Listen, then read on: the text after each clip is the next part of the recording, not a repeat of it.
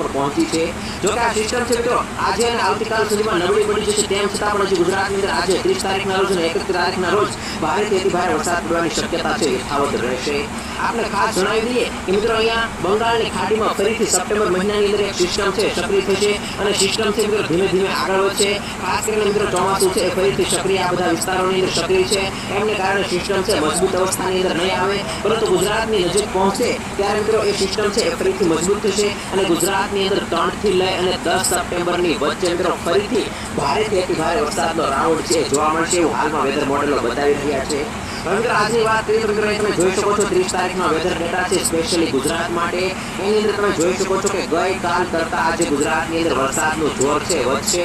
ખાસ કરીને મિત્રો મધ્ય ગુજરાતની અંદર આજે વધારે વરસાદ પડશે। आपने जणावी दीए कि राजस्थान, मध्य प्रदेश और महाराष्ट्र बॉर्डर लागू जेटला पण जिल्लाओ छे ए जिल्लाओनी अंदर वरसादनी शक्यता यथावत रहेशे। अमुक विस्तारोनी अंदर भारे वरसाद पड़शे तो अमुक विस्तारोनी अंदर मध्यम वरसाद छे जोवा मळशे। मित्रों गईकाले सौराष्ट्રના પણ કેટલાક ભાગોની અંદર વરસાદ છે પડ્યો હતો અને આજે મિત્રો સૌરાષ્ટ્રના કેટલાક વિસ્તારોની અંદર વધારો થવાની શક્યતા છે અને વધારે વરસાદ પડવાની પણ શક્યતા છે એ વેધર મોડેલો બતાવી રહ્યા છે। હવે મિત્રો તમને જણાવી દઉં જિલ્લા પ્રમાણે આજે ગુજરાતમાં કયા જિલ્લાઓની અંદર વધારે વરસાદ પડશે। तो मित्रों सौથી પહેલા અહીંયા બનાસકાંઠાથી વાત કરીએ તો બનાસકાંઠાના કેટલાક વિસ્તારોની અંદર મધ્યમ હળવા ઝાપટા છે જોવા મળશે।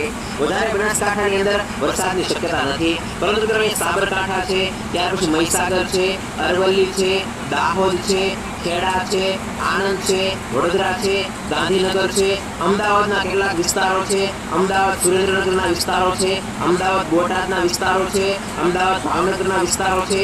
આ તમામ વિસ્તારોની અંદર મિત્રો આજે વરસાદની શક્યતા છે થોડી વધારે રહેશે। ત્યાર પછી દક્ષિણ ગુજરાતની વાત કરીએ તો છોટાઉદેપુરથી નીચે નર્મદા છે, ભરૂચ છે, સુરત છે, વલસાડ છે, ત્યાર પછી નીચેના જે વિસ્તારો છે નવસારી છે, ડાંગ છે, તાપી છે, આ તમામ વિસ્તારોની અંદર પણ મિત્રો વરસાદની શક્યતા રહેશે। પરંતુ ખાસ માહિતી તમને જણાવવાની કે આ વિસ્તારોની અંદર જ્યાં ગઈકાલે વધારે વરસાદ પડી ગયો છે, વાતાવરણમાંથી ભેજ ખેંચાઈ ગયો છે, એવા વિસ્તારોની અંદર આજે કદાચ ભારે વરસાદ નહીં પડે, પરંતુ હળવો મધ્યમ વરસાદ છે ચાલુ રહેશે। પરંતુ મધ્ય ગુજરાતના આ તમામ વિસ્તારોની અંદર આજે ભારે વરસાદ પડવાની શક્યતા રહેલી છે। હવે મિત્રો સૌરાષ્ટ્ર અને કચ્છની વાત કરીએ તો કચ્છની અંદર આજે હવામાન વિભાગે પણ કહ્યું છે કે ડ્રાય એટલે કે સૂકું વાતાવરણ રહેશે, તેમ છતાં પણ બનાસકાંઠા અને પાટણ લાગુ વિસ્તારો છે, વિસ્તારોની અંદર મિત્રો હળવો મધ્યમ વરસાદ છે પડી શકે છે, ઝાપટા છે આજે ચાલુ થઈ શકે છે। સૌરાષ્ટ્રના આ ભાગની વાત કરીએ તો દેવભૂમિ દ્વારકા છે, જામનગર છે, રાજકોટના આ ભાગો છે, જુનાગઢ છે, પોરબંદર છે, ઉના અને દીવના વિસ્તારો છે, ગીર સોમનાથના વિસ્તારો છે, આ બધા વિસ્તારોની અંદર પણ આજે વરસાદની શક્યતા નથી। ક્યાંક મિત્રો હળવા ઝાપટા પડી શકે છે। બાકી મિત્રો મોરબી અને સુરેન્દ્રનગરના વિસ્તારો છે, રાજકોટ અને બોટાદના વિસ્તારો છે, રાજકોટ અને સુરેન્દ્રનગરના વિસ્તારો છે, અમરેલી અને ભાવનગરના વિસ્તારો છે, મહુવા લાગુ ભાવનગરના વિસ્તારો છે, દરિયાઈ પટ્ટીના જે વિસ્તારો છે એ વિસ્તારોની અંદર આજે પણ મિત્રો હળવો મધ્યમ વરસાદ છે એ ચાલુ રહેશે। ખાસ મહત્વપૂર્ણ માહિતી જણાવવાની કે આ બધા વિસ્તારોની અંદર વરસાદની શક્યતા યથાવત રહેશે। દક્ષિણ ગુજરાતમાં પણ યથાવત રહેશે। ગઈકાલે વીજળીના કડાકા ભડાકા વધારે થયા હતા, એ પ્રમાણે આજે પણ વીજળીના કડાકા ભડાકા વધારે થવાની શક્યતા યથાવત રહેશે। અહીં તમે જોઈ શકો છો મિત્રો ગઈકાલે ગુજરાતના ઘણા બધા વિભાગોની અંદર વિસ્તારોની અંદર વીજળીના કડાકા ભડાકા છે વધારે જોવા મળ્યા હતા। ખાસ મિત્રો ભાવનગરની અંદર મહુવા લાગુ વિસ્તારો છે, વિસ્તારોની અંદર તીવ્ર થંડરસ્ટોર્મ છે જોવા મળ્યા હતા। એ સાથે ગુજરાતના બીજા ભાગોની અંદર પણ વીજળીના કડાકા ભડાકા સાથે વરસાદ છે જોવા મળ્યો હતો। એ પ્રમાણે આજે પણ વરસાદની શક્યતા છે યથાવત રહેશે।